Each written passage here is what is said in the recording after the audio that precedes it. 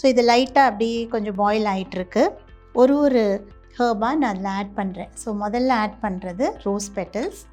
கொஞ்சம் தான் எடுத்திருக்கேன், ஒரு கைப்பிடி அளவு. அந்த ரோஸ் பெட்டல்ஸ் ஆட் பண்ணிக்கிறேன். மரிக்கொழுந்து ரெண்டாவது ஆட் பண்ணுறது. அடுத்ததாக ஆட் பண்ணுறது அகில் சந்தனம். அந்த பவுடரையும் நான் ஆட் பண்ணிக்கிறேன். பவுடராக கிடைக்கிறவங்க பவுடராக யூஸ் பண்ணுங்கள். ஏலக்காய் இது கொஞ்சம் நல்லா இடிச்சிட்டு நம்ம போடலாம், இல்லைன்னா அப்படி கூட போடலாம். ஏலக்காய், குங்குமப்பூ, இதுதான் இதோடைய ஸ்பெஷாலிட்டின்னு சொல்லலாம். Orange feel powder,